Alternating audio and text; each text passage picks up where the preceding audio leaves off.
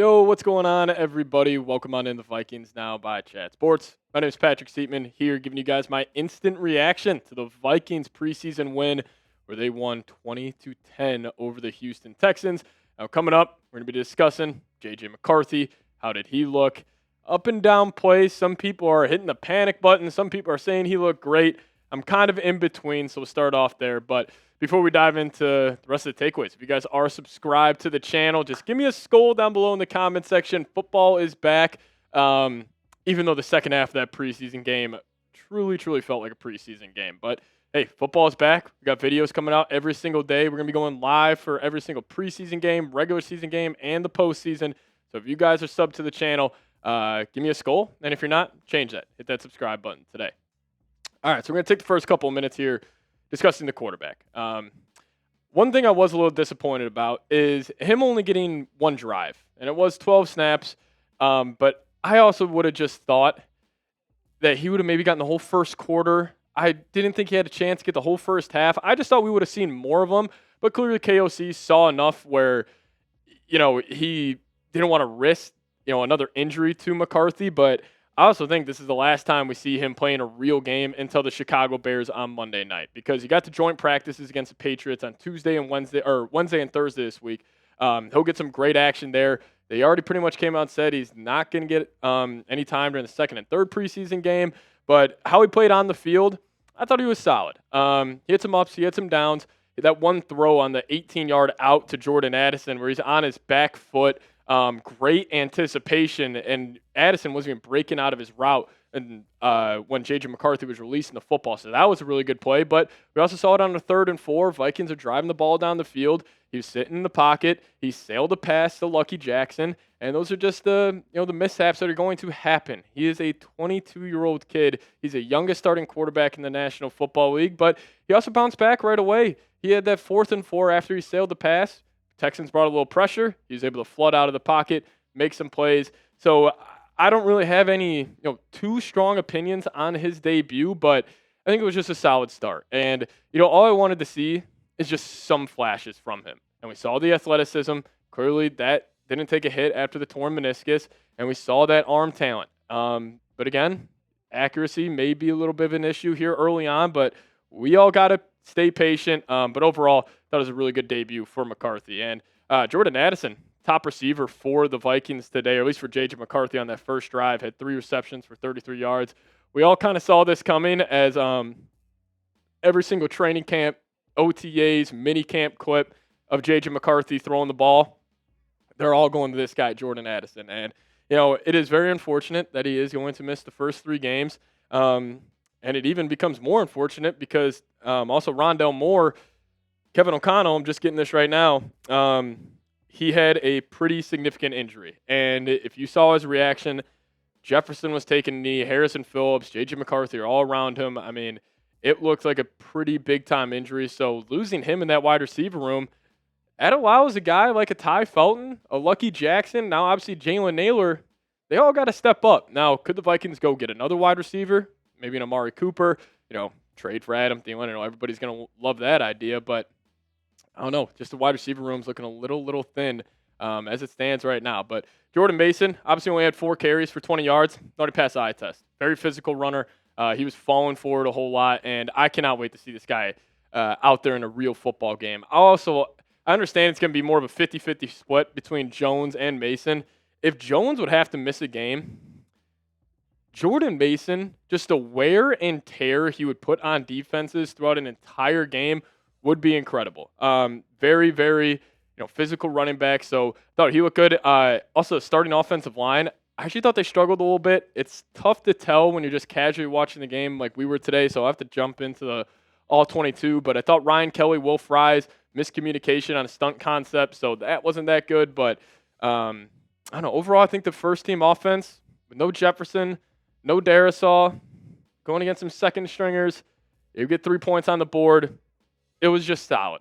But you guys let me know. Who is the biggest winner from the Vikings-Texans preseason week 1? For me, the biggest winner, we'll actually talk about him here in just a second, so don't want to tease it. But, hey, who's the biggest winner from this game? Let me know down below. Now we'll dive into some more takeaways here and give you guys my biggest winner in just a second. But before we do so, I got to tell you guys about a new product here at Vikings Now by Chat Sports as Daily Greens by Factor Form.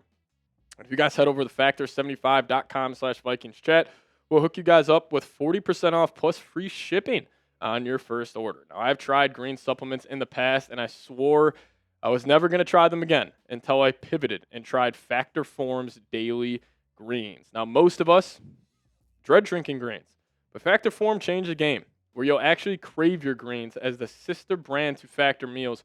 Factor Form was designed to work hand in hand with your meals, making better nutrition effortless.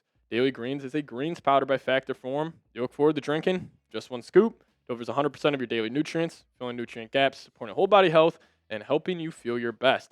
With a refreshing, citrusy, clean, and smooth taste that's actually enjoyable to drink, mix a single-serve pack in water, and you're good to go.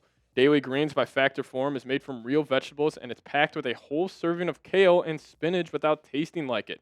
In a blind taste test, Daily Greens ranked number 1 in taste, texture, and aroma, beating out some of the biggest names in the industry.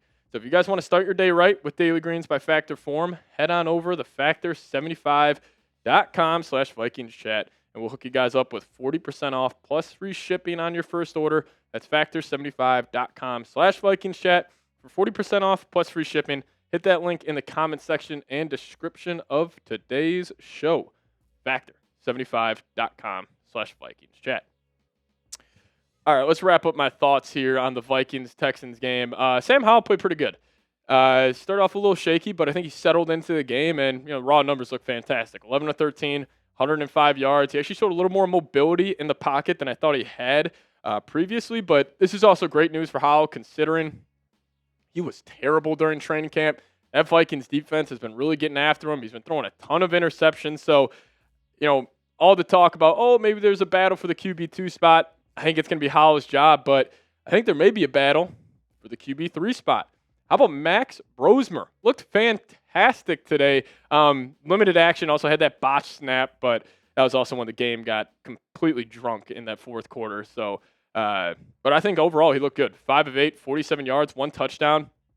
He had a touchdown pass to Fleming, I believe, but he dropped it. Then the next play, he goes through like 4 or 5 reads. Gets to his last one. He just delivers a strike to Miles Price, who I will say Miles Price looked pretty good as well. So Max Brosmer, got to get him credit. Kevin O'Connell was saying this guy's one of the smartest guys he's ever been around. And, he looked the part today. Maybe he ends up making the 53-man roster over Brett Rippon, but we'll just have to wait and see how that plays out for the rest of the preseason.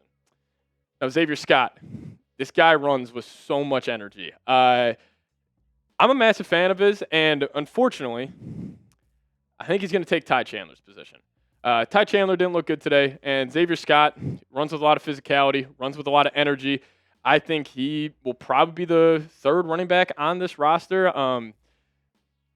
Probably the Vikes are going to keep 4 total with Mason, Jones, Scott, and then C.J. Ham, but he impressed me. Looked pretty good, and also Trey Stewart. He's also battling to make the team as well. Went to Jacksonville State. Super fast guy. Looked pretty good in limited carries today. But a guy who had a monster catch. And, this is somebody who's been turning heads in training camp as well. So it's great to see that come to fruition out there on the football field. How about Lucky Jackson? 3 receptions, 30 yards today. Had that nasty corner route where I think it was Rippon. He kind of threw it behind him, so he had to stop, sky up for the football. It was a hell of an athletic play by Lucky. Something about the Vikings with these Jackson receivers. We had Tristan Jackson last preseason. Now we got Lucky Jackson this preseason. But overall, he looked pretty good. And then Jayshon Jones making plays on special teams. This Vikings coaching staff's big on him. UDFA from a couple years ago. Gave him a lot of guaranteed money. So he impressed me. But unfortunately, our guy, Ty Chandler, he did have 3 catches for 20 yards. But he also had, I think it was like 5 carries for 5 yards. So didn't look too good there. He just didn't really have juice anymore. I feel like he doesn't really have too good of vision as well. So I think he's probably going to get cut, which is unfortunate. Another missed draft pick by our good old friend Kwesi Adolfo-Mensah. But then Miles Price, the UDFA from Indiana, nasty catch on that touchdown pass from Max Brosmer, excuse me. Just so good. It was that Big Ten connection in full effect today, Minnesota to Indiana. So overall, honestly, not too big of takeaways I had. Probably probably the biggest news of the game was just Rondo Moore. Now the Vikings wide receiver room's looking a little thin, but yeah, nothing really too crazy about McCarthy. I thought he looked good in some spots, and again, it's going to be a process. But we'll be covering this game again tomorrow on the show. We'll be having like a formal winners and losers video when I can go back and actually watch the film. So make sure you guys do hit that subscribe button. We appreciate everybody for tuning in, especially to the watch party and today's instant reaction video. We'll see you guys next time. As always, let's go Vikes.